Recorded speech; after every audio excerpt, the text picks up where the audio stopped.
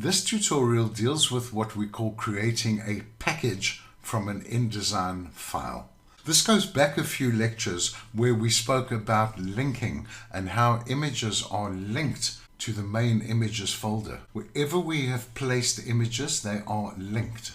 Should you be wanting to share this original or source file with a collaborator, you definitely would not share this InDesign file. This file contains all the references to your images and the references to all the fonts used in your InDesign document. And if you simply share this InDesign file with your collaborator, they will not be able to see the images, they will not be able to see the links, and they will not be able to see the fonts that you have used in your document.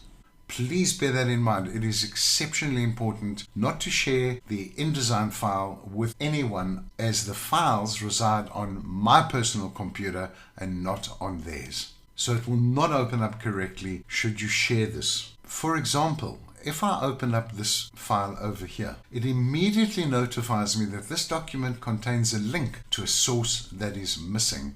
I purposely included this file because I included the file and then I removed it from the images folder and it can't find it anymore. Be very aware of that. The other file that I'd like to show you is this one. So this font was a font that I used to have on my computer, or somebody gave it to me, somebody gave me the InDesign file, but it is not displaying correctly because the document is missing a font that is currently unavailable or not on your computer anymore. You can either activate the font if it's on Adobe Fonts, you can skip this, or you can replace the fonts. So when you create a package, it includes the font as well for the document, just further reinforcing the fact why we need to package a document. So in summary, should you wish to share the open InDesign file with a designer or a copywriter, for example, you can supply them the PDF file, but they will not be able to make significant changes to the document, or you can create a package. How do we create a package for distribution?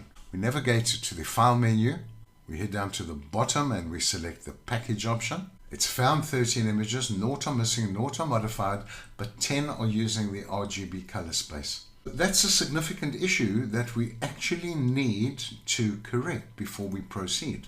So I'm not going to correct them all, but I'm going to show you how we're going to make a change. Because the images are linked, I'm going to hold Shift and select these 3 images. I'm going to right click, edit with Photoshop, and we can see that this image uses the RGB color space.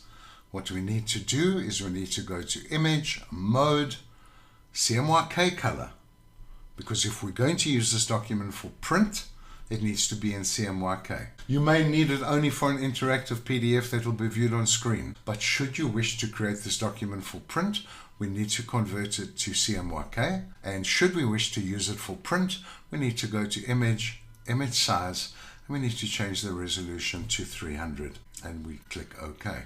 We now go File Save. Remember, not File Save As, because it's got to save the original file. This image over here has already been converted to CMYK, and this image over here is still in RGB. So we're going to go to Image, Mode, CMYK Color, and Image, Image Size. And we turn that up to 300 pixels per inch, and we say Save. And we can now close the images. Should we now wish to go and package it, we go to File, Package. Only 7 now use RGB color space because we corrected the other 2. So that is how you would go and correct for your resolution and your color mode. We're now going to go to Package. Publication must be saved. I'm going to put it on the desktop. It's going to be called the Pasta Passion Menu folder. It's going to copy fonts, except those which are activated from Adobe Fonts. It's going to copy the linked graphics and put them in their own folder. It's going to update the graphic links in the package so that there will be no missing links. It's going to include an IDML file, and it's going to include an Adobe PDF print file. You can now click Package. This is a notification from Adobe, just alerting you that we are going to be copying fonts, and this could infringe on copyright. We click OK, and it is now creating the package.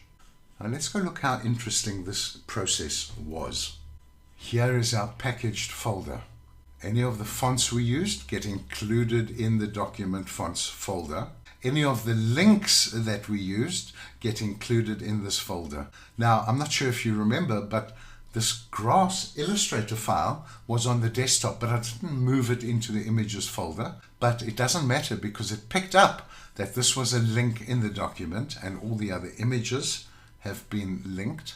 It includes the INDD file, which is the InDesign file, and it includes an IDML file, which stands for InDesign Markup Language. That means that anyone using an earlier version of InDesign can still open this file. And it includes your print PDF.